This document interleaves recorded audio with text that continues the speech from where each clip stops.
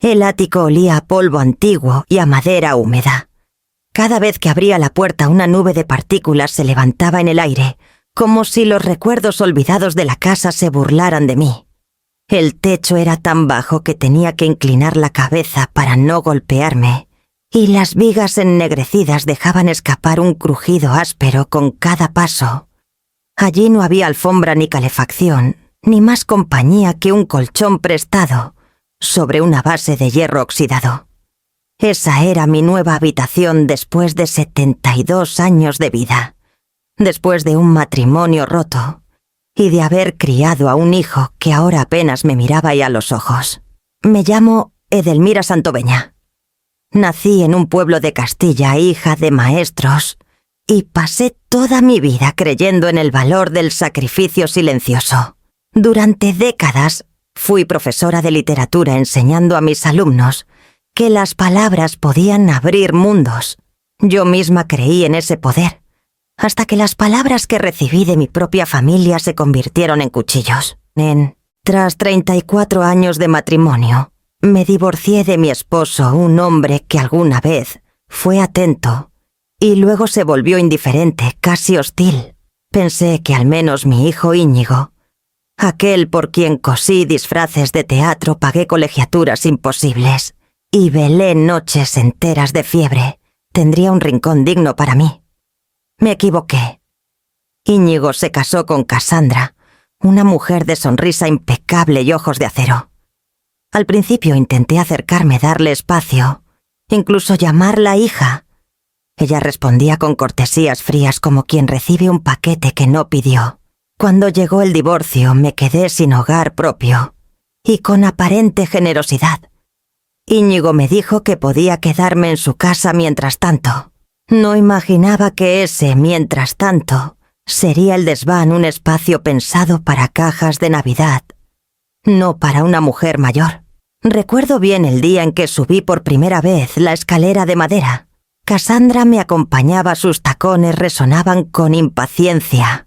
Abrió la puerta y me mostró el lugar con un gesto rápido de la mano, como quien entrega un trastero a un inquilino de paso. El colchón ya estaba allí apoyado contra la pared, con una sábana raída que olía a humedad. Sonrió apenas y se marchó sin decir más. Ese fue mi recibimiento. Me instalé como pude. Puse mis maletas en un rincón cerradas con celo para que el polvo no invadiera mi ropa. Coloqué un pequeño crucifijo de madera en la pared, más por costumbre que por fe. En las noches el frío calaba hasta los huesos.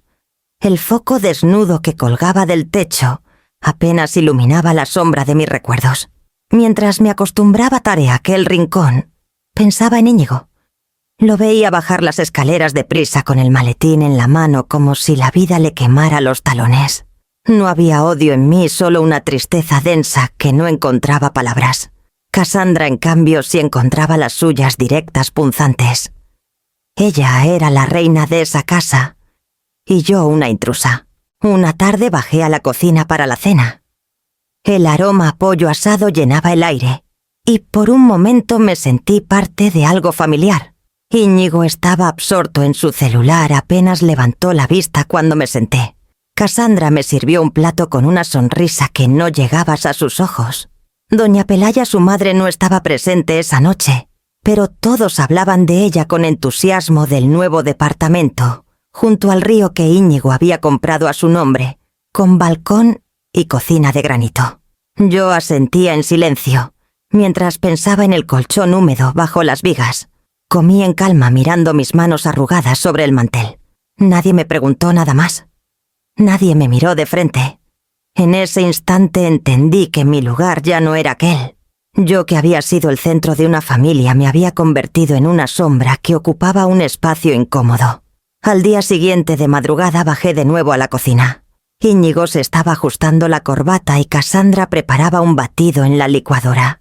Me acerqué a la tostadora con 2 rebanadas de pan. Fue entonces cuando lo escuché. Sin mirarme, Íñigo dijo con voz tranquila, casi distraída: «¿Sabes, mamá? Si buscabas comodidad no debiste dejar a papá».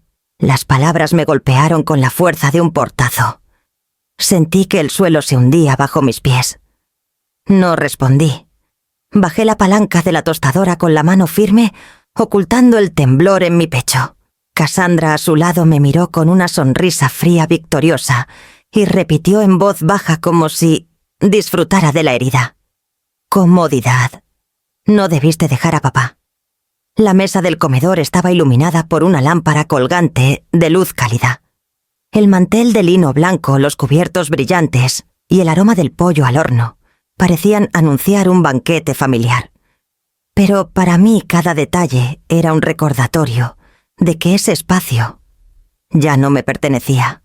Me senté al extremo en la esquina más alejada, como si mi presencia fuera un añadido de última hora. Íñigo, con la chaqueta aún puesta, revisaba su celular. Apenas levantó los ojos para lanzarme una pregunta que sonó más a trámite que a interés real. «¿Cómo estuvo tu día, mamá?» Ni siquiera esperó la respuesta. Volvió a achicar la pantalla. Contesté con un murmullo corto casi automático. «¿Bien, hijo?» «Bien». En mi cabeza repasé las horas pasadas en el ático doblando ropa en silencio, acomodando mis pocas pertenencias en cajas que parecían mirarme como testigos mudos. Ese era mi día. Pero a nadie le importaba. Cassandra, impecable en su vestido entallado color vino, aprovechó la pausa para tomar el control de la conversación. Con voz clara comenzó a relatar con entusiasmo el recorrido que había hecho con su madre, doña Pelaya, por su nuevo departamento. «Tiene una vista preciosa al Guadalquivir», dijo. Sus ojos brillaban de orgullo. «Mi mamá está feliz, ¿verdad, Íñigo? El balcón es enorme con barandales de hierro forjado. Imagínate las cenas al aire libre». Íñigo asintió sin levantar la vista del celular. Yo sentí un nudo en el estómago. Ese mismo hijo que me había confinado al desván había firmado una hipoteca para regalarle a su suegra un piso con balcón al río. Mientras ella hablaba de encimeras de granito y electrodomésticos de acero inoxidable, yo pensaba en la lámpara desnuda que colgaba sobre mi colchón. Mientras ella soñaba con tardes de vino y tertulia en la terraza, yo me encogía bajo las vigas del techo cuidando de no golpearme la cabeza al levantarme. Comía en silencio con el pollo enfriándose en mi plato, mientras el murmullo de sus voces me dejaba fuera de la escena. El contraste era tan brutal que me dolía hasta en los huesos.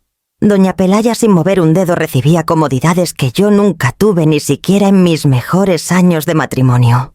Y yo, que había cosido disfraces de carnaval para Íñigo, que había empeñado mi anillo de compromiso para pagarle la universidad, ahora era poco más que una huésped incómoda. Cassandra me dirigió una mirada fugaz, calculada como para asegurarse de que yo escuchaba cada palabra. Después sonrió con esa cortesía cruel que disfrazaba la humillación. «Claro, mamá, merece lo mejor», añadió refiriéndose a la suya, no a mí. Ese mamá ajeno se me clavó como un alfiler. Yo, la verdadera madre, estaba sentada a su lado, invisible. El silencio se extendió por la mesa. Íñigo terminó su plato y dejó los cubiertos con un golpe seco sobre la loza. Ni una sola palabra más hacia mí. Cassandra comenzó a hablar de las cortinas que mandarían así a hacer, de los colores de las paredes, de lo bien que se vería todo en las fotos familiares. Yo asentía con la cabeza como si aprobara, mientras por dentro sentía que algo se quebraba. Me di cuenta de que mi lugar en esa mesa era tan prestado como el colchón del ático. Yo ya no formaba parte de esa familia. Era un fantasma sentado con ellos, un recuerdo incómodo que soportaban por obligación. Terminé el pollo casi sin saborearlo. Miré mis manos arrugadas, el aro de oro que aún llevaba como testimonio de un matrimonio que ya no existía, y comprendí la crudeza de la escena. La mesa donde antes reímos, donde celebramos cumpleaños, ahora era un escenario, donde yo apenas tenía papel. Entonces, en medio del ruido de la vajilla y las voces ajenas, tomé una decisión que nació desde lo más hondo de mi dignidad. Esa sería mi última cena allí. Aquella noche en el ático, el silencio era tan denso que parecía un peso sobre mi pecho. El foco desnudo proyectaba un halo amarillento sobre las vigas y el aire olía encierro a polvo viejo y resignación. Me senté en el borde del colchón, abrazando mis rodillas, y dejé que la memoria me arrastrara hacia atrás a los años que parecían haber pasado en vano. 34 años de matrimonio. 34 inviernos de rutinas y veranos de ilusiones quebradas. Recordé las noches en que cosía disfraces escolares para Íñigo, mientras mi esposo roncaba en el sofá. Sausage. Las madrugadas de fiebre en las que me quedaba despierta con un paño frío en la frente de mi hijo. Los cumpleaños con pasteles modestos pero con velas encendidas y canciones alegres que yo misma animaba para que él sintiera que tenía todo lo que merecía. También recordé cuando vendí mi anillo de compromiso para pagarle un curso de dibujo técnico. Él soñaba con ser arquitecto y yo hice todo lo posible para que lo lograra.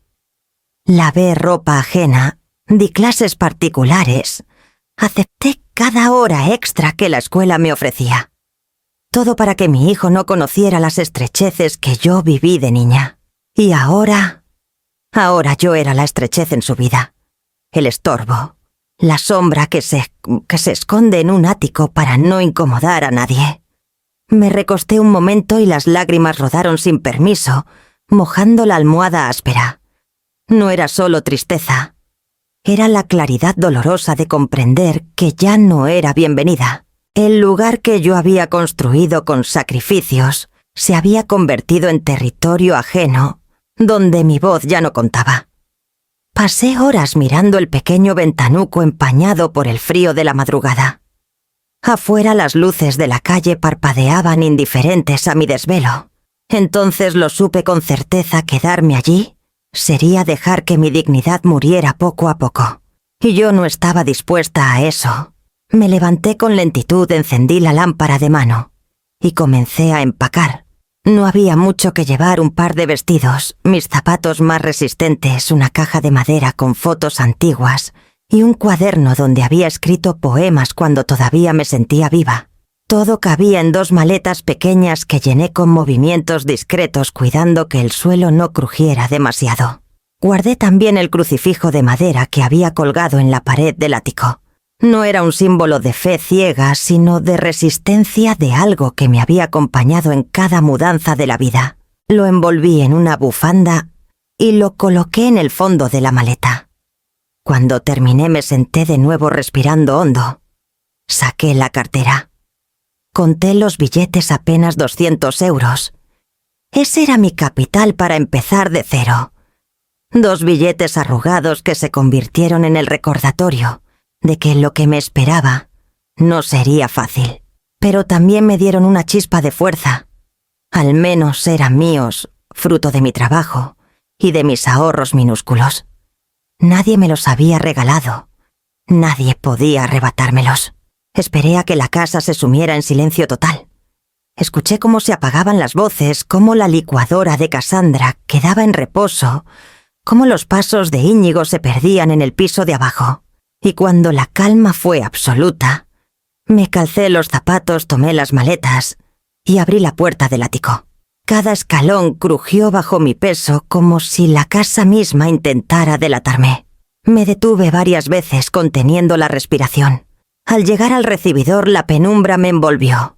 Pude ver a lo lejos el reflejo de las copas de cristal alineadas en la vitrina, todas intactas, mientras mi vida se rompía por dentro. Me acerqué a la puerta principal. El frío de la madrugada se filtraba por la rendija, invitándome a dar ese paso. Coloqué la mano en la manija, dudé un segundo y después giré con decisión. El aire fresco me golpeó el rostro como un despertar. No miré atrás. No quise ver ni las escaleras que me habían llevado al desván, ni las paredes que un día consideré mías. Crucé el umbral con las maletas en la mano, el corazón latiendo fuerte y la certeza de que nunca volvería a ser la misma. Con apenas 200 euros en el bolso, cerré la puerta detrás de mí. El amanecer me sorprendió caminando hacia la terminal de autobuses, con las maletas golpeándome las piernas y un frío que se colaba por las costuras de mi abrigo. El aire olía a pan tostado y gasolina. La ciudad despertaba indiferente a mi partida. Dentro de la estación, los altavoces anunciaban destinos lejanos con voces metálicas, y la gente se movía de un lado a otro como si todos tuvieran prisa por llegar a a alguna parte. Me senté en una mesa de esquina de la cafetería, dejando las bolsas junto a mis pies. Tenía el estómago vacío, pero también el corazón. Pedí un café sencillo, el más barato, y mientras esperaba, recordé que debía cuidar cada moneda. Saqué la cartera, 2 billetes y algunas monedas sueltas. Era todo lo que tenía para enfrentar el mundo. Fue entonces cuando mis ojos se posaron en un exhibidor junto a la caja. Brillaba con carteles de colores y una frase tentadora: premio récord, más de 3 millones de euros. Eran boletos de lotería. Suspiré, casi divertida. ¿Qué podía saber yo de la suerte? Había apostado toda mi vida al amor a la familia y había perdido. Pensé en volver la vista, pero el impulso me detuvo. «Edelmira, ¿eres tú?». Giré sorprendida. Junto al mostrador, con un trapo en la mano, estaba don Ramiro, un viejo conocido del barrio donde crecí. Había sido dueño de una pequeña ferretería y ahora atendía este café de la terminal.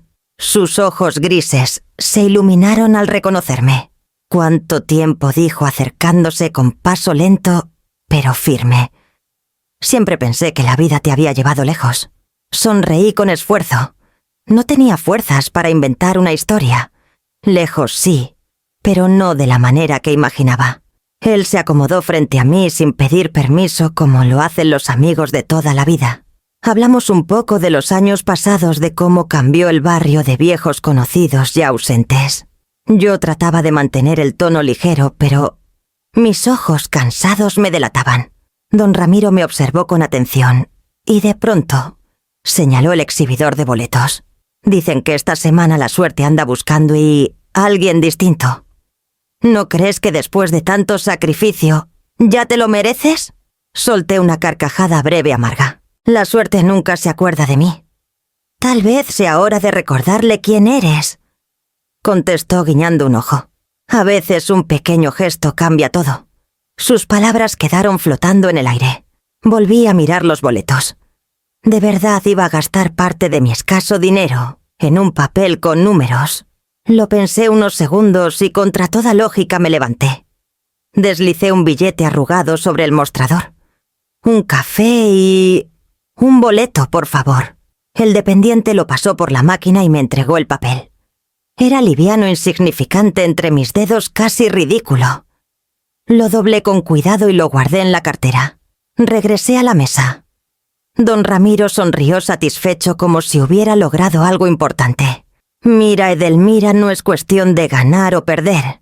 Es cuestión de recordar que todavía puedes apostar por ti». Sus palabras me calaron hondo. Yo, que siempre aposté todo por los demás, nunca había puesto una ficha a mi propio nombre. Bebí el café caliente, dejando que me devolviera un poco de vida. Afuera los autobuses arrancaban entre nubes de humo. Yo aún no sabía hacia dónde iría, ni qué sería de mí mañana. Pero ese boleto escondido en mi cartera se convirtió en una chispa silenciosa, un recordatorio de que algo podía cambiar. Lo guardé, casi riéndome de mí misma, pensando que era un capricho inútil, sin sospechar que aquel pedazo de papel estaba a punto de transformar mi destino. Esa noche terminé en un motel de carretera, de esos que parecen repetirse en cualquier rincón del país, un letrero de neón parpadeando, olor a desinfectante barato, y un televisor atornillado al mueble. La habitación tenía paredes descascaradas y una colcha áspera que no invitaba a descansar. Coloqué mis maletas contra la puerta, más por instinto que por precaución, y me senté al borde de la cama con una taza de café tibio que había traído de la terminal. Encendí el televisor buscando un poco de ruido que me hiciera compañía. Cambié canales sin interés, concursos, anuncios, noticieros. El zumbido del aparato se mezclaba con mis pensamientos, que eran más pesados que las sombras del cuarto. Me preguntaba cómo sería el día siguiente, hacia dónde dirigiría mis pasos con tan poco dinero en la bolsa. De pronto el noticiero de la noche interrumpió la programación con un anuncio especial. Una presentadora sonriente y llena de entusiasmo hablaba sobre el sorteo de la Lotería Nacional. En la pantalla aparecieron números brillantes uno tras otro con música festiva de fondo. 22, 7, 14, 42. Número especial 18. Al principio apenas les presté atención. Siempre pensé que la lotería era un espectáculo para otros para quienes la fortuna escogía al azar. Pero algo en mí se estremeció. Reconocí los números. Sentí un cosquilleo en las manos. Busqué en mi cartera con torpeza, casi rasgando el forro interior, hasta encontrar el boleto doblado. Lo desplegué con lentitud como si el papel fuera a deshacerse entre mis dedos. Miré la pantalla. Miré el boleto.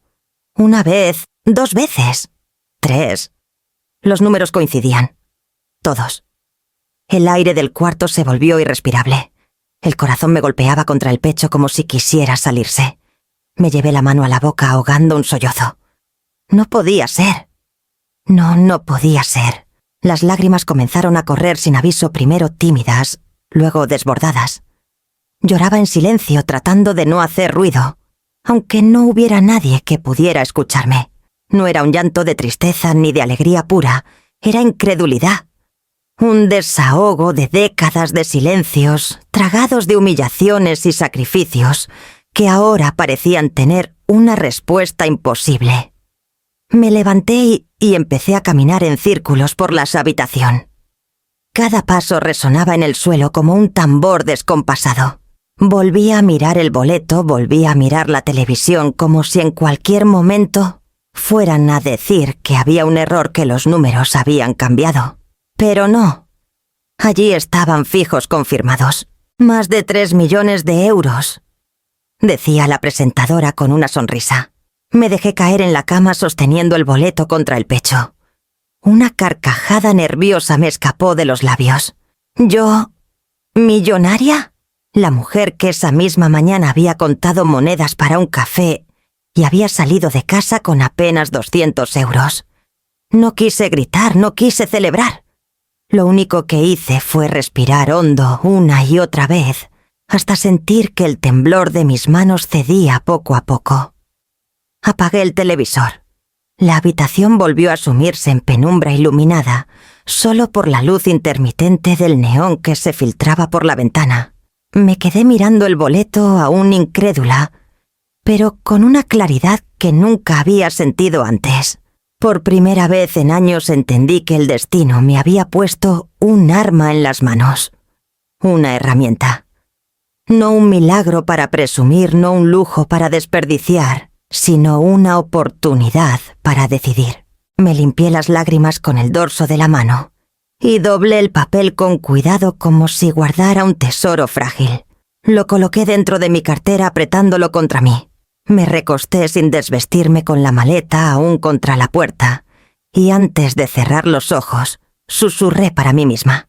Esta vez, el próximo movimiento será mío. La mañana siguiente amaneció con un cielo gris cargado de nubes bajas que parecían reflejar el torbellino que llevaba dentro. Apenas había dormido. El boleto permanecía guardado en mi cartera doblado con precisión, como si al hacerlo más pequeño pudiera controlar la magnitud de lo que representaba. Necesitaba ayuda a alguien con criterio y discreción absoluta. Pensé en varios nombres, pero uno brilló entre todos: Mateo Arnaiz. Habíamos trabajado juntos hace años cuando yo daba clases de literatura en la escuela de Sevilla, y el recién graduado ofrecía asesorías legales a los maestros con problemas de herencias o trámites de propiedad. Mateo siempre fue un hombre prudente, sin alardes, con un don para escuchar antes de hablar. Lo busqué en la guía telefónica del motel, temiendo que ya no ejerciera. Pero allí estaba Arnaiz Asociados. Llamé con voz temblorosa, y para mi alivio reconocí de inmediato su tono sereno al otro lado de la línea. Aceptó recibirme esa misma tarde en su despacho sin cita previa, como en los viejos tiempos. Dijo con una sonrisa audible. Cuando crucé la puerta de su oficina, el olor a cuero y a papel recién archivado me tranquilizó. Los estantes estaban repletos de carpetas etiquetadas con una caligrafía impecable. Mateo, ahora con el cabello entrecano y unas gafas de montura fina, me recibió con un abrazo cordial. «Edelmira, qué sorpresa», murmuró. «Te ves distinta». No supe si era un cumplido o un reflejo de la inquietud que me rodeaba. Nos sentamos frente a frente. Yo apreté la cartera contra mi regazo y, tras un silencio breve, saqué el boleto. Lo coloqué sobre la mesa como quien deja caer una verdad demasiado pesada. Mateo arqueó las cejas, pero su rostro permaneció sereno. Tomó el papel con cuidado, lo leyó y luego me miró fijamente. «¿Eres consciente de lo que significa esto?», preguntó. Asentí, aunque la realidad aún me parecía un sueño. No quiero alardes ni fotos en periódicos. Solo quiero proteger lo que la vida por fin me entrega. Él sonrió con esa calma que siempre lo caracterizó. Entonces la palabra clave es fideicomiso. Podemos constituirlo a tu nombre o mejor aún bajo una entidad discreta. Así evitarás figurar en registros públicos. El dinero puede ser transferido directamente allí, sin llamar la atención. Mientras hablaba, tomaba notas en un cuaderno de tapas negras. Explicó cada paso con claridad: firmar el boleto, al reverso acudir hasta la oficina central de la lotería, acompañado por un abogado elegir la opción de pago único. Luego dispersar los fondos en cuentas seguras, dividirlos en montos manejables para no levantar sospechas. La fortuna no solo hay que ganarla, Edelmira dijo con voz grave. También hay que aprender a esconderla cuando sea necesario. Sentí un alivio inmenso. Por primera vez desde que salí del ático, alguien me hablaba con respeto como a una mujer capaz de decidir su destino. Mateo siguió. Podrías invertir en algo estable, propiedades modestas en zonas rurales, algún fondo seguro. Nada de lujos ostentosos. La discreción es tu mejor aliada. Yo asentía en silencio, grabando cada palabra.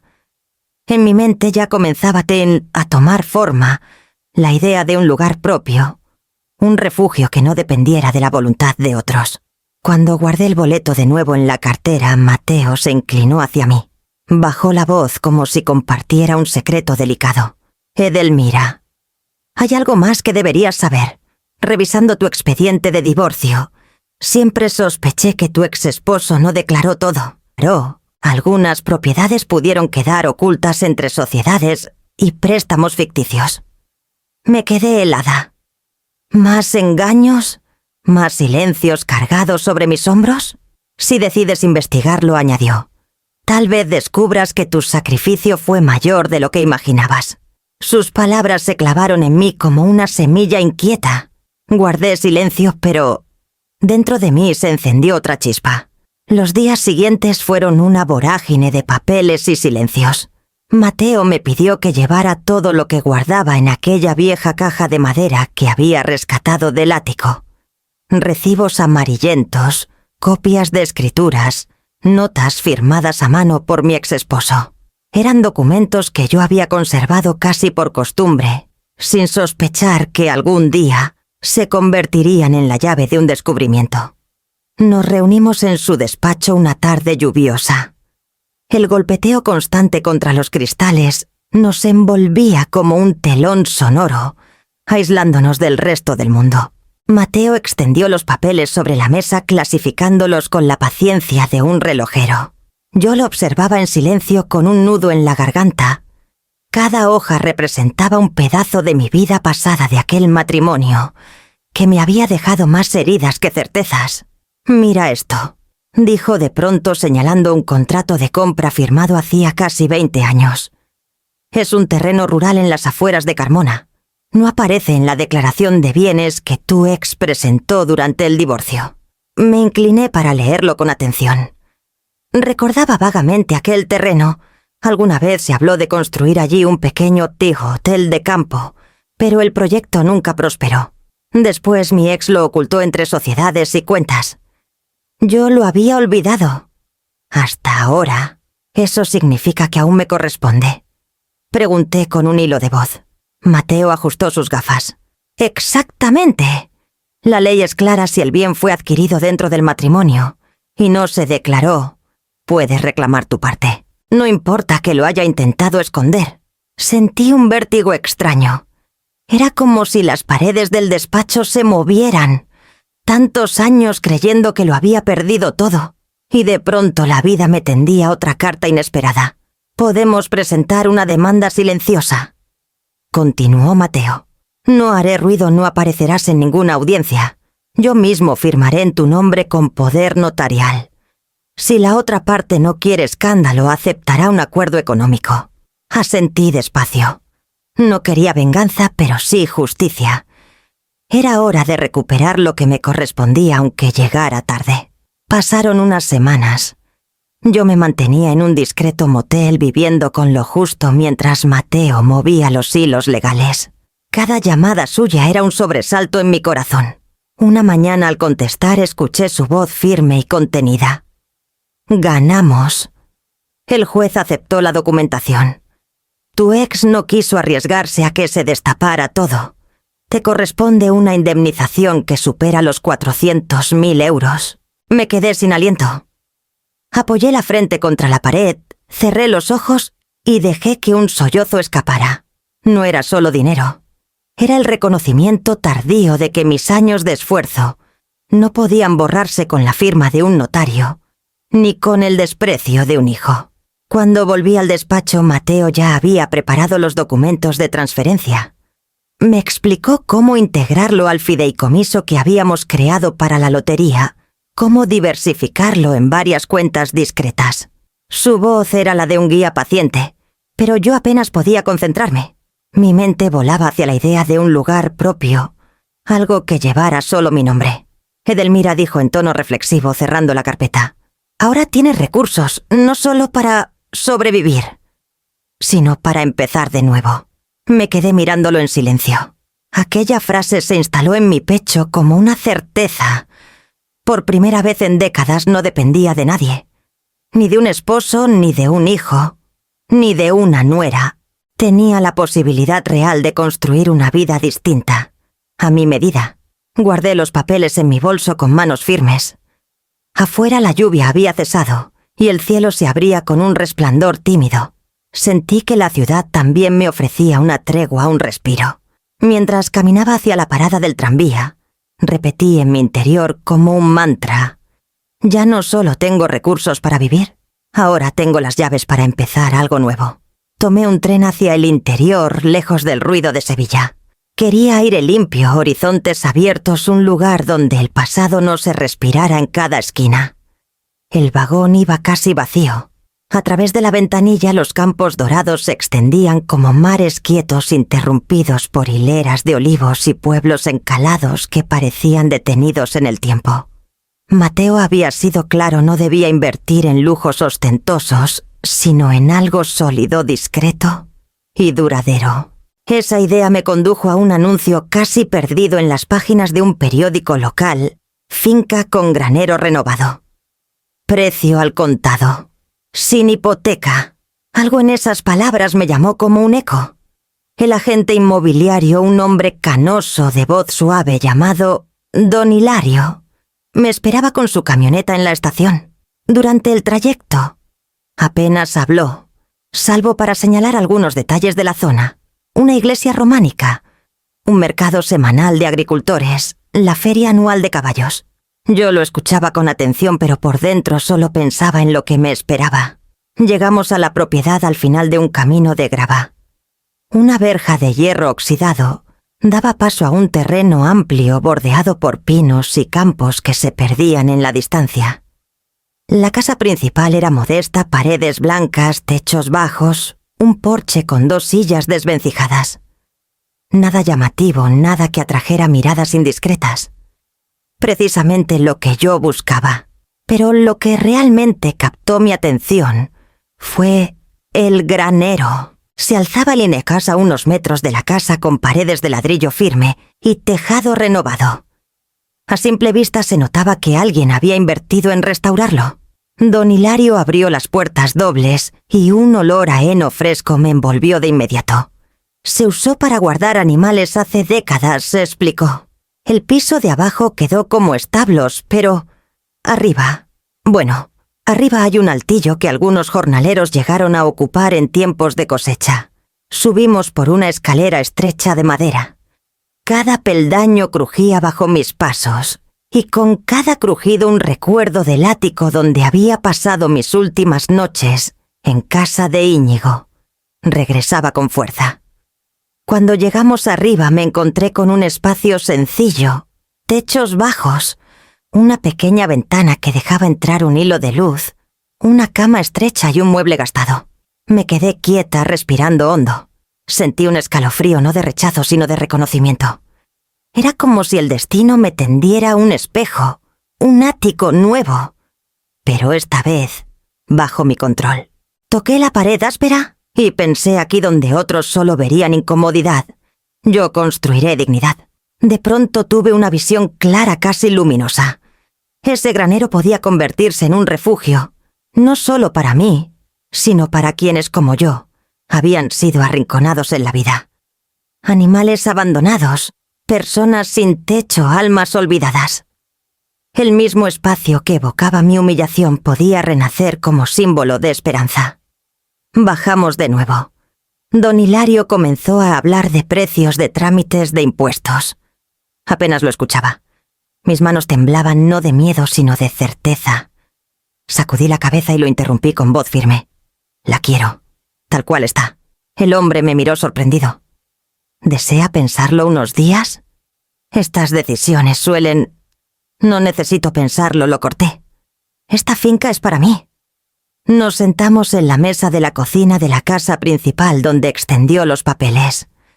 El eco de mis pasos en el suelo vacío resonaba como un preludio de lo que vendría. Saqué el sobre con el dinero en efectivo, aquel que Mateo había dispersado, de manera legal y segura. Cada billete colocado sobre la mesa fue un golpe de libertad, una cadena que se rompía. Firmé con mi nombre completo: Edelmira Santoveña. Al ver la tinta secarse, sentí que todo mi cuerpo se estremecía. El granero con su altillo humilde ya no sería símbolo de desdén, sino de renacimiento. Con el corazón latiendo fuerte entregué la última firma. El futuro, por primera vez en décadas, me pertenecía por completo. Los primeros días en la finca fueron una mezcla de soledad y esperanza. Me levantaba temprano, abría las ventanas para que el aire fresco corriera por las habitaciones vacías y recorría el terreno con pasos lentos, aprendiendo cada rincón, como si fueran páginas de un libro nuevo. El silencio era profundo, tan distinto al ruido de la ciudad, pero también podía ser abrumador. Fue en una de esas mañanas, mientras revisaba el granero, cuando escuché un coche detenerse frente a la verja. Una joven bajó con una mochila al hombro y botas gastadas. Tenía el cabello oscuro recogido en una trenza y unos ojos firmes que no esquivaban la mirada. «¿Señora Santoveña?», preguntó con voz clara. Asentí, algo desconcertada. Ella se presentó con una sonrisa breve. «Me llamo Marisol Quintero. Estudio veterinaria en la Universidad de Córdoba. El refugio municipal me dijo que usted estaba interesada en recibir animales. Vine para ofrecer ayuda. Y también porque necesito un lugar donde quedarme». La observé unos segundos. Había sinceridad en su tono, una mezcla de cansancio y determinación. La invité a pasar y compartimos un café en la cocina, aún desnuda de muebles. Me contó que sus padres habían perdido la casa familiar y que ella buscaba trabajo a medio tiempo para poder terminar la carrera. «No necesito lujos», dijo mirando alrededor. «Solo un cuarto donde dormir y la oportunidad de trabajar con animales». Sentí un impulso de confianza inmediata. Le ofrecí quedarse en la casa principal a cambio de ayudarme con la finca y con los cuidados de los futuros huéspedes. Sus ojos se iluminaron como quien recibe una promesa. «Acepto», respondió sin dudar. Su presencia cambió la rutina de la finca. Marisol traía consigo energía y conocimientos que yo no tenía. Contactó con el refugio municipal y en menos de una semana llegó el primer cargamento de vida nueva. Un furgón blanco se detuvo frente al granero y de él bajaron 2 perros mestizos flacos y nerviosos, con las orejas gachas. Marisol se arrodilló de inmediato Les habló con ternura y logró que movieran la cola tímidamente. Después apareció un caballo huesudo y con la mirada apagada, rescatado de un caso de abandono. También nos entregaron 2 cabras que habían quedado atrás cuando sus dueños emigraron. Yo observaba la escena con el corazón encogido. Cada animal traía consigo una historia de dolor tan parecida a la mía y al mismo tiempo una chispa de resistencia. Marisol los acomodó con destreza en los establos, colocó agua fresca y comenzó a cepillarlos. Me pidió que la ayudara con la comida y pronto me descubrí, repartiendo heno, acariciando lomos ásperos y escuchando los primeros sonidos de vida llenando el granero. Esa noche, en lugar del silencio aplastante que me recordaba al ático, el aire se llenó de nuevos ruidos cascos, golpeando la paja, ladridos ansiosos, balidos suaves. Cerré los ojos un instante y sonreí. El desván donde me habían arrinconado estaba muy lejos. Ahora en este altillo que yo misma había elegido, las paredes respiraban otra cosa. El silencio de mi humillación había sido reemplazado por un coro de vida que anunciaba un renacer. Pasaron algunas semanas desde que Marisol y yo recibimos a los primeros animales. La rutina en la finca empezó a adquirir un ritmo propio. Madrugadas con olor a heno, ladridos que saludaban el amanecer y el trote firme del caballo en el corral. Cada día me sentía más en paz, más dueña de mi destino. Pero la tranquilidad nunca es completa. Siempre llega una noticia que remueve las aguas. Una tarde, mientras Marisol revisaba los cascos del caballo, encendí la pequeña radio de la cocina para acompañar el silencio. Entre canciones y anuncios, la voz de un periodista irrumpió con gravedad. Hablaba de una constructora en crisis de pérdidas millonarias y de despidos masivos. El nombre de la empresa me atravesó como un rayo. Era la firma donde trabajaba Íñigo, la misma de la que él presumía en cada reunión familiar. Me quedé inmóvil con el trapo húmedo en la mano. El locutor detallaba cómo varios proyectos habían sido cancelados por irregularidades en los contratos. En cuestión de meses, la empresa había pasado de expandirse al extranjero a tambalearse al borde de la quiebra. Pensé en mi hijo. Lo imaginé en su oficina rodeado de papeles y rostros tensos, intentando mantener la compostura, mientras todo se derrumbaba. Los rumores llegaron pronto por otras vías. Un vecino de Sevilla Viejo, amigo de la familia, me llamó para contarme que Íñigo había sido uno de los cientos de empleados afectados por los recortes.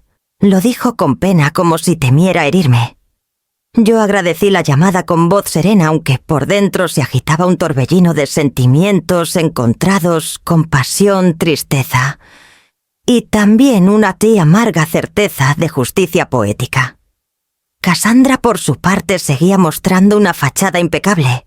A través de conocidos supe que asistía a cenas y reuniones, fingiendo sonrisas, vestida de gala, hablando de viajes que ya no podían costearse. En público era la esposa del arquitecto exitoso.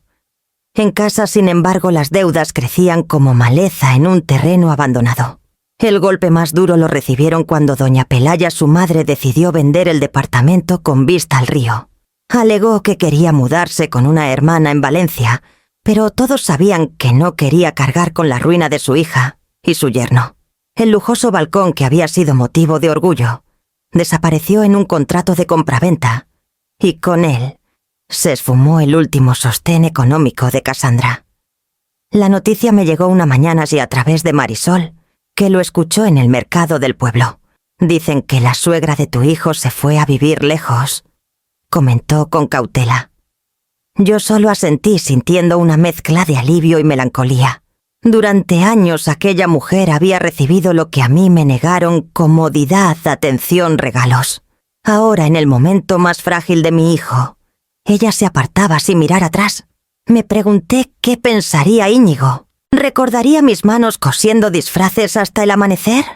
¿Pensaría en las veces que me privé de un abrigo nuevo para pagarle los estudios? Tal vez no. Tal vez aún estaba demasiado atrapado en el orgullo para reconocer nada. Esa tarde, mientras cerraba las puertas del granero y escuchaba los balidos de las cabras, el teléfono sonó. Era un número desconocido. Dudé en contestar, pero la curiosidad pudo más. Al otro lado escuché la voz de un viejo vecino entrecortada por la emoción. «Doña Edelmira. ¿Ya se enteró su hijo y Cassandra esperan un bebé?» Me quedé en silencio. El mundo alrededor pareció detenerse. Un hijo. Mi nieto. Una vida nueva que llegaba justo cuando todo lo demás se desmoronaba. Colgué despacio. Me apoyé en la madera del granero y respiré hondo, mientras el eco de esa noticia me recorría de pies a cabeza. Íñigo y Cassandra esperaban un hijo. Justo cuando más frágiles estaban. Era una tarde cálida de verano. El aire olía a tierra seca y a heno recién cortado.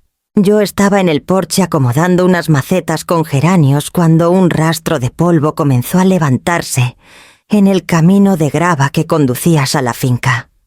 Al principio pensé que sería algún vecino, quizá don Hilario, con noticias del mercado. Pero pronto distinguí la silueta de un coche plateado que avanzaba despacio como si arrastrara un peso invisible. Reconocí la matrícula antes incluso de ver los rostros. Era el coche de Íñigo. El vehículo se detuvo frente a la verja. Del asiento del conductor bajó mi hijo. Había algo distinto en su postura, los hombros caídos, el rostro demacrado, el cabello más largo de lo habitual. Ya no quedaba rastro del hombre seguro que me había mandado al ático. Del lado del copiloto descendió Cassandra. Su vientre prominente tensaba el vestido ligero, y su caminar era lento, casi cansado. Aún así, sus ojos conservaban un brillo altivo como si se resistieran a mostrar debilidad. Yo no me moví. Permanecí de pie en el balcón del porche con las manos apoyadas en la barandilla. Los observaba desde arriba como tantas veces ellos me habían mirado. Desde su comodidad mientras yo ocupaba un espacio, indignó. Mamá, dijo Íñigo alzando la voz con un tono que intentaba ser cordial. «Necesitamos hablar contigo». No respondí. El silencio fue mi escudo. Dejé que las palabras se quedaran suspendidas en el aire, que el polvo del camino se asentara sobre sus zapatos caros, ahora gastados. Cassandra fue la siguiente en hablar. Su voz sonó más áspera que de costumbre. «Estamos pasando dificultades. La empresa, las deudas. ¿Y con el bebé en camino?» Se detuvo tragando saliva. «Solo pedimos quedarnos un tiempo hasta que las cosas se acomoden». El corazón me golpeaba el pecho. Parte de mí quería abrazarlos, olvidar todo y ofrecer refugio inmediato. Pero otra parte, la que había aprendido a golpes de desprecio, se mantuvo firme. Apoyé la barbilla en la mano y los observé en silencio unos segundos más. Ellos aguardaban incómodos bajo el sol. Íñigo bajó la mirada. Cassandra se removía con impaciencia. Al fin hablé. Un tiempo mi voz resonó clara desde el porche. «¿Y qué significa un tiempo para ustedes?» Íñigo alzó la cabeza. Sus ojos buscaban los míos con un rastro de súplica. «Solo hasta que nazca el bebé, mamá. Después veremos cómo salir adelante». Me quedé en silencio midiendo cada palabra. La brisa movía las ramas de los pinos y parecía traerme los ecos del ático donde me habían arrinconado. Recordé el frío, la humedad, la soledad. Recordé también la frase cruel. «Comodidad. No debiste dejar a papá». Inspiré hondo y asentí con calma. «Pueden quedarse». Los vi relajarse de inmediato como si un peso se aligerara.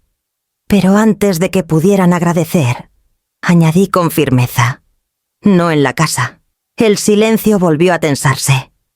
Cassandra frunció el ceño. «¿Cómo que no en la casa?», preguntó con incredulidad.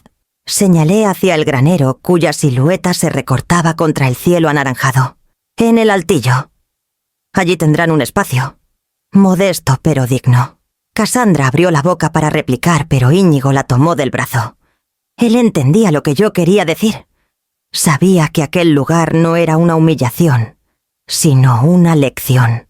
Me giré lentamente hacia la puerta del porche, dejando que mis pasos resonaran sobre la madera. Detrás de mí el viento llevó mis últimas palabras de ese día.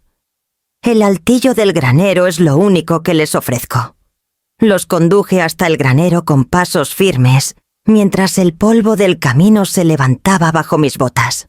Íñigo caminaba detrás de mí con la cabeza gacha, y Cassandra lo seguía a regañadientes, una mano sobre su vientre abultado. El sol caía sobre nosotros dorando las tablas de madera del establo y resaltando cada imperfección, como si quisiera subrayar mi decisión.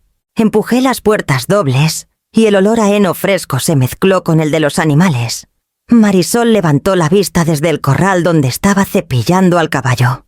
Me observó en silencio, comprendiendo sin necesidad de palabras que algo importante estaba por suceder. Suban, les indiqué señalando la escalera estrecha que conducía al altillo. Los peldaños crujieron bajo nuestro peso hasta que llegamos arriba. Abrí la puerta y el espacio se reveló, paredes encaladas, techo, bajo una cama estrecha con una colcha sencilla, un tocador desgastado y una pequeña mesa junto a la ventana. La cocineta apenas tenía un fregadero y una hornilla de gas. El baño diminuto estaba torcido, pero funcional. Cassandra se llevó la mano a la boca, horrorizada. ¿Aquí? ¿Pretendes que vivamos aquí? Es lo que hay, respondí sin levantar la voz. Un espacio modesto, pero suficiente para resguardarse. Íñigo recorrió la habitación con la mirada evitando mis ojos. Sabía que protestar era inútil. Me apoyé en el marco de la puerta y hablé despacio, cada palabra medida como una sentencia. Si se quedan, deben seguir reglas claras. Primera, levantarse a las 5 de la mañana. Aquí el día empieza con el canto de los gallos y el trabajo no espera. Segunda, todos trabajan. Limpiar establos, alimentar animales, reparar cercas. No hay excepciones. Tercera, respeto al silencio nocturno. Nada de música fuerte ni discusiones después de las 9. Los animales se alteran fácilmente. El silencio cayó como una losa. Afuera se escuchaba el relincho del caballo y el ladrido de los perros, como un recordatorio de que aquella finca no funcionaba sola. Cassandra arqueó las cejas indignada. ¿Y qué pasa con mi embarazo? ¿Acaso esperas que yo también me levante a las 5 a limpiar estiércol? Espero que respetes las normas de la casa que te acoge. Repliqué con calma. Hay tareas que podrás hacer sin esfuerzo físico, como ayudar con registros, preparar alimento o mantener el orden. Nadie aquí está por encima de nadie. Ella abrió la boca para protestar, pero Íñigo la detuvo con una mano en el brazo. Cassandra dijo en voz baja: «No tenemos otra opción». La rabia brilló en los ojos de mi nuera. Caminó hacia la ventana y la abrió de golpe como si buscara escapar por el aire. El viento agitó la colcha de la cama y trajo consigo el olor de la paja. Yo me mantuve inmóvil, observando la escena. Había sido arrinconada en un ático por ellos. Ahora eran ellos quienes enfrentaban un altillo. La vida tenía maneras curiosas de ajustar cuentas. Cassandra se giró lentamente con el rostro endurecido. Apretó los dientes y en un susurro cargado de veneno, dejó escapar las palabras que marcaron ese instante. Esto es una humillación. Los primeros días de Íñigo en la finca fueron un desfile de torpezas. Nunca vi ensuciado sus zapatos con estiércol, ni sus manos con barro reseco. Lo vi intentar colocar un balde de agua en el establo y terminar empapado hasta las rodillas. Lo observé luchar con la horca como si se tratara de un instrumento extraño. Sus gestos eran rígidos, mecánicos, casi una penitencia. Marisol lo miraba desde la distancia con una mezcla de paciencia y curiosidad. A veces se acercaba, le mostraba cómo sujetar mejor las riendas o cómo acariciar al caballo para que no se agitara. Yo la dejaba hacer, agradecida en silencio de que su juventud trajera un equilibrio que ni yo podía ofrecerle a mi hijo en ese momento. Cassandra, en cambio, apenas salía del altillo. Pasaba las horas encerrada con las cortinas corridas, quejándose del frío nocturno o del calor sofocante del mediodía. A ratos la escuchaba llorar. Otras veces bajaba al patio solo para lanzar reproches, que la comida era demasiado simple, que los colchones eran duros, que el silencio del campo la enloquecía. Pero cada día Su vientre se redondeaba más y más, recordándome que había una vida en camino, una inocencia que no tenía culpa de nada. Yo me limitaba a mantener las reglas. No le respondía a Cassandra con dureza, pero tampoco cedía hasta sí sus caprichos. El granero no era un hotel, era un refugio de trabajo y dignidad. Ella podía protestar cuanto quisiera, pero las cabras necesitaban alimento, los perros requerían compañía y el caballo pedía cuidado constante. Íñigo comenzó a cambiar lentamente. El hombre que al principio se movía como un extraño entre los establos fue dejando atrás la rigidez.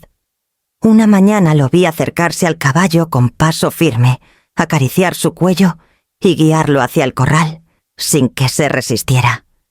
Había aprendido a escuchar el ritmo de los animales, a leer sus movimientos. Ya no era solo el hijo perdido en su orgullo, sino un hombre que por primera vez en años parecía trabajar con sus propias manos. Marisol notó el cambio antes que yo. Una tarde, mientras llenábamos los bebederos, se inclinó hacia mí y dijo en voz baja: «Él se está transformando. No es rápido, pero se le nota en los hombros, en la manera en que respira. Ya no carga solo vergüenza». La miré sorprendida. Había verdad en sus palabras, aunque me resistía a esutiar y a admitirlo. Aún pesaban demasiado los recuerdos del ático, las frases crueles, la indiferencia. Cassandra seguía encerrada en su mundo. La escuché discutir con Íñigo más de una vez, reprochándole que esa vida no era para ellos, que se estaban degradando. Pero Íñigo callaba. Apretaba los dientes y al día siguiente volvía Patty a presentarse al amanecer con la horca en la mano, listo para limpiar paja o reparar cercas. Una noche, mientras cerrábamos los establos, me sorprendí observándolo a la distancia. El sol se había escondido y una luz naranja bañaba su figura inclinada sobre un bebedero que reparaba con paciencia. Marisol me alcanzó una linterna y me dijo sin mirarme: «No lo diga en voz alta todavía, pero yo creo que está empezando a comprender». Guardé silencio. No quería que la esperanza me traicionara. Pasaron los días y empecé a notar pequeños gestos que me removían por dentro. Una taza de café que Íñigo dejaba sobre la mesa de la cocina sin decir nada. Un saco de heno que él mismo acomodaba en el rincón para que yo no tuviera que hacerlo. Una mirada fugaz que me buscaba como si quisiera pedir perdón, pero aún no encontrara las palabras. La penitencia de los establos lo estaba transformando. Y aunque no me atrevías a reconocerlo del todo en lo profundo de mi corazón, empezaba a ver en mi hijo señales de arrepentimiento. El verano avanzaba lento con días abrasadores que hacían crujir la tierra bajo las botas y noches en que el canto de los grillos parecía interminable. La rutina en la finca había encontrado un equilibrio frágil. Íñigo trabajando en silencio, Marisol manteniendo el orden, los animales reclamando su espacio con sus ruidos familiares. Cassandra, en cambio, seguía apartada como una pieza que nunca encajaba en el engranaje. Una tarde, mientras llevaba una cesta de verduras al mercado, me encontré con Almudena, la joven vecina que solía ayudar a su madre en el puesto de frutas. Tenía apenas 20 años, mirada despierta y una lengua que nunca se quedaba quieta. Me detuvo con gesto nervioso.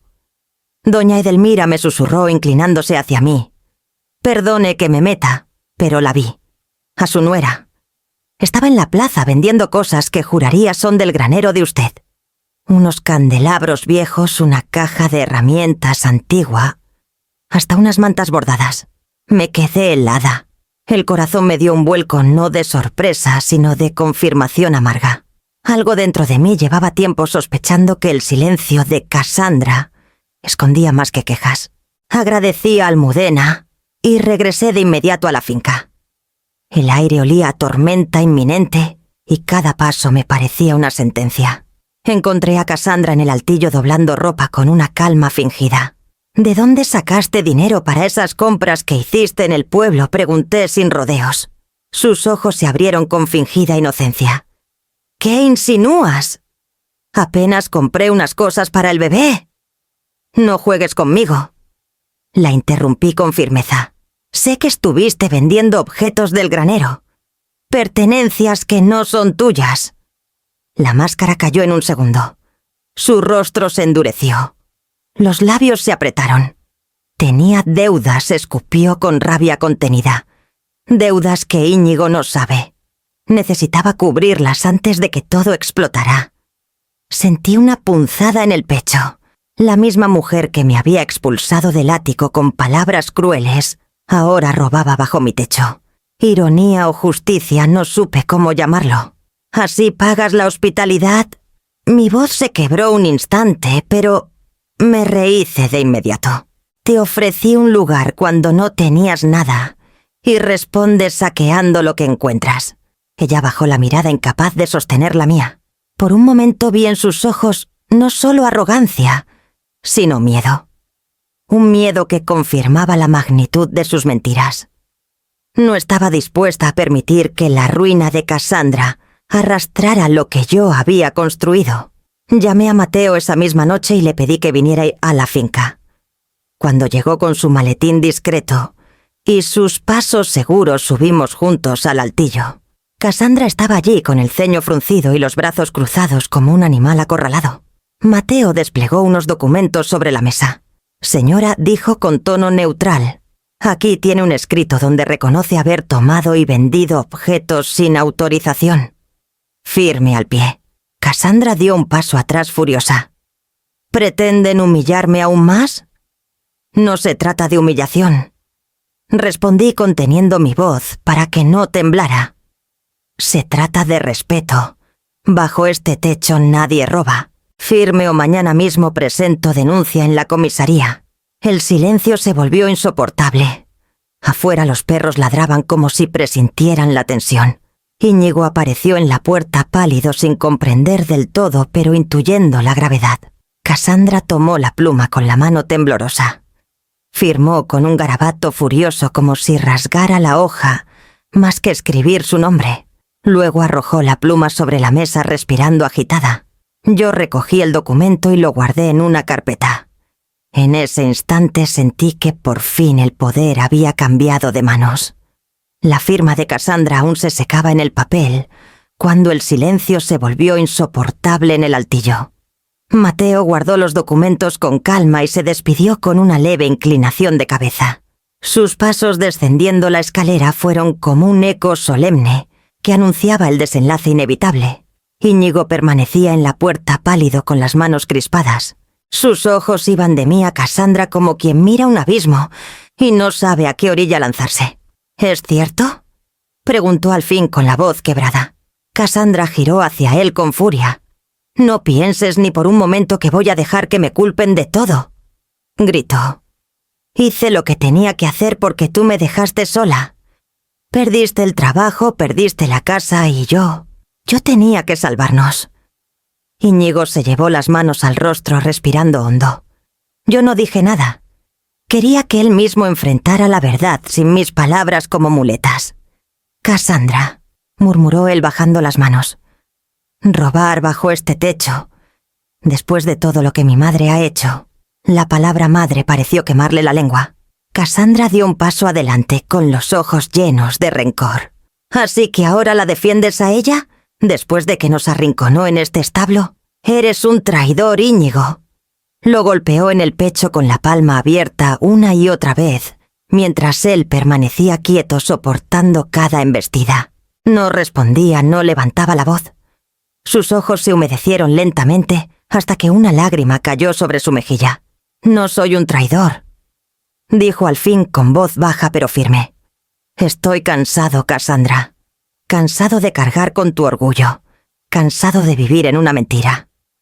Ella retrocedió como si esas palabras fueran un puñal.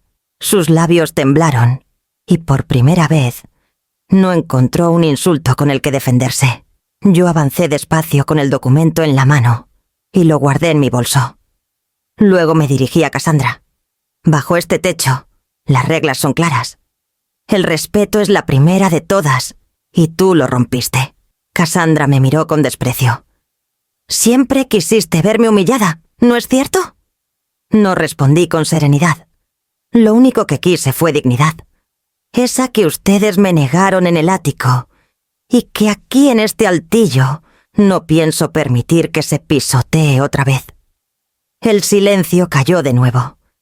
Íñigo, con los ojos rojos, se dejó caer en la cama estrecha. No intentó excusarla, no buscó un pacto imposible. Simplemente se cubrió el rostro con las manos, y en ese gesto comprendí que había elegido aunque le doliera. Yo respiré hondo y di el golpe final. Cassandra, al amanecer te irás de esta finca. Sus ojos se abrieron con incredulidad. Que mañana, cuando el sol aparezca, harás tus maletas y te irás. Ya no hay lugar para ti aquí. Se giró hacia Íñigo esperando una defensa, un grito, una súplica. Pero él no dijo nada. Solo se mantuvo sentado con la cabeza baja, dejando que las lágrimas resbalaran por sus mejillas. Ese silencio fue más brutal que cualquier palabra. Cassandra apretó los dientes temblando de rabia. «¡Te arrepentirás!», susurró. «Los dos se arrepentirán». Tomó su bolso y salió del altillo dando un portazo que hizo vibrar las paredes. Sus pasos resonaron por la escalera hasta perderse en la noche. Me quedé mirando a Íñigo. Por primera vez no vi al hombre altivo que me había expulsado, sino a un hijo roto que empezaba sin entender lo que había destruido. El aire en el altillo estaba cargado de polvo y lágrimas, pero también de un silencio distinto, el de una verdad que ya no podía ignorarse. La madrugada me sorprendió con golpes apresurados en la puerta principal de la casa. Era Íñigo, pálido, con la camisa desabotonada y la voz quebrada. «Mamá, es Cassandra. El bebé viene ya». No hubo tiempo de pensar. Tomamos la camioneta de la finca y conduje a toda prisa hacia la clínica del pueblo, mientras mi hijo sostenía la mano de su esposa, que gemía entre contracciones. El silencio de la carretera era interrumpido solo por sus respiraciones agitadas y el rugido del motor. Al llegar, los médicos la recibieron de inmediato. Íñigo corrió tras la camilla. Yo me quedé en la sala de espera apretando entre las manos mi rosario, gastado no por fe, sino por la necesidad de aferrarme a algo. Las horas fueron eternas. Afuera comenzábase a clarear cuando un doctor salió y me llamó por mi nombre. El parto fue prematuro, pero el bebé está vivo. Necesita cuidados, pero es fuerte. Mis rodillas casi cedieron. Caminé hacia la habitación con el corazón en un puño. Allí estaba Cassandra, sudorosa, exhausta, con el cabello pegado a la frente. Su mirada al verme entrar fue una mezcla de rencor y alivio, como si mi presencia le resultara insoportable y necesaria al mismo tiempo. En mis brazos colocaron a mi nieto envuelto en una manta blanca.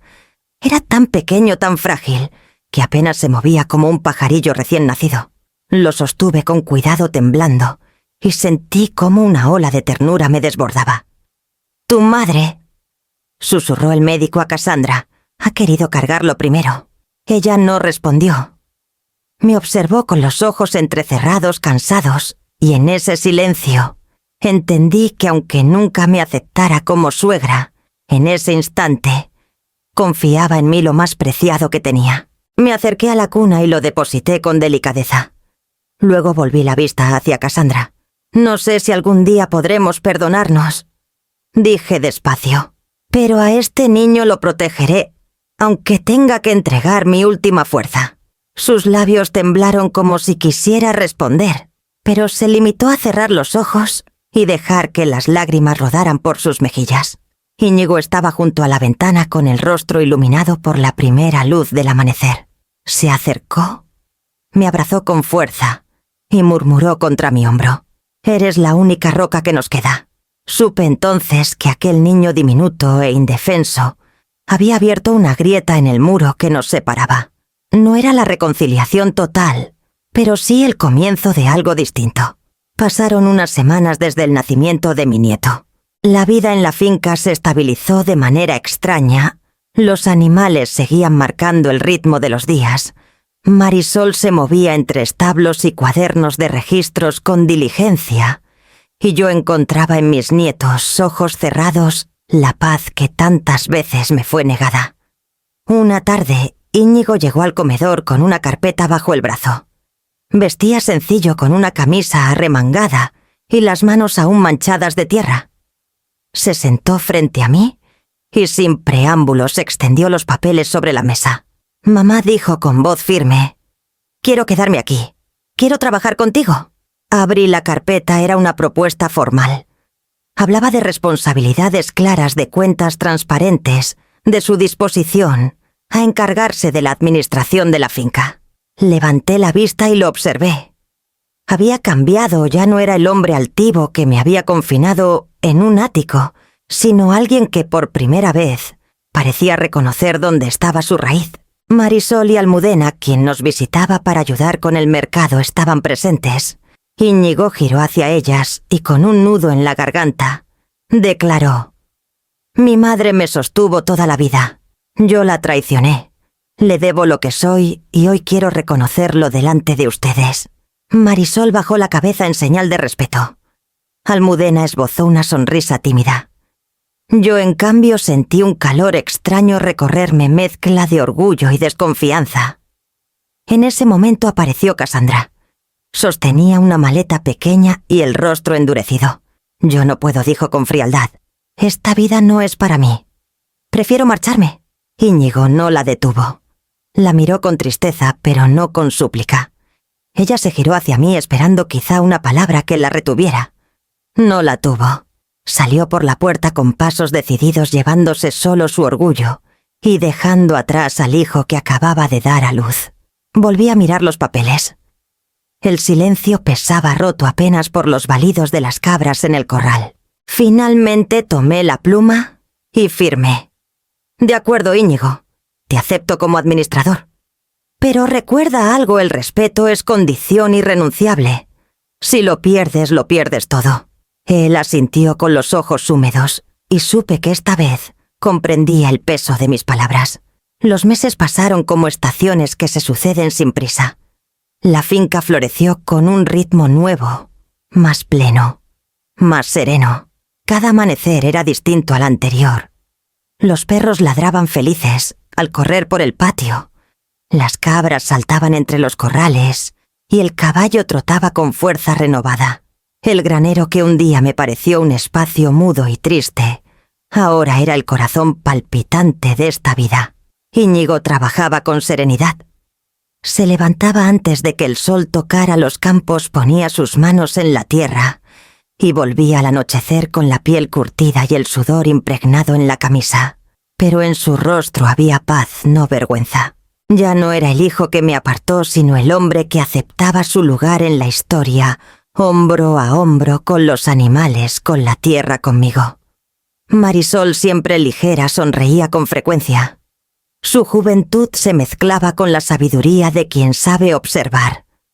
Organizaba registros, cuidaba con esmero a cada animal y encontraba tiempo para sentarse conmigo en el porche donde hablábamos de futuro y de sueños. Su presencia era una especie de bálsamo. Me recordaba que la vida también regala aliados inesperados. El bebé, mi nieto, crecía día a día. Sus manos diminutas se aferraban a mis dedos como si entendiera que yo sería siempre un refugio seguro. Su llanto llenaba la casa principal con una música que hacía mucho tiempo no escuchaba, la música de una vida que empieza. En sus ojos claros encontraba la esperanza de que los errores pasados no condenan a las generaciones futuras. Un atardecer subí al altillo del granero. El mismo lugar que había destinado a Íñigo y a Cassandra. Ese espacio humilde de paredes encaladas y techo bajo. Me quedé de pie junto a la ventana pequeña por donde entraba una luz dorada. Recordé mi propio encierro en aquel ático húmedo y oscuro, donde me arrinconaron. Recordé la frase que me escupieron como una condena. «Comodidad. No debiste dejar a papá». Sonreí, porque ahora entendía que ese altillo ya no era símbolo de humillación. Se había transformado en algo distinto, en justicia. Era el recordatorio de que la dignidad no se compra ni se regala, se defiende con cada paso que uno da, lejos del desprecio. El silencio del desván había sido reemplazado por el relincho de un caballo, por ladridos y risas, por el balbuceo de un niño que crecería sabiendo que su abuela no se dejó arrinconar. Me apoyé en la barandilla de la escalera y cerré los ojos. Respiré hondo. Había aprendido una lección que ni la riqueza ni el dolor podían borrar. Aprendí que la comodidad no está en un sillón de lujo, sino en no dejar que nadie te arrincone jamás.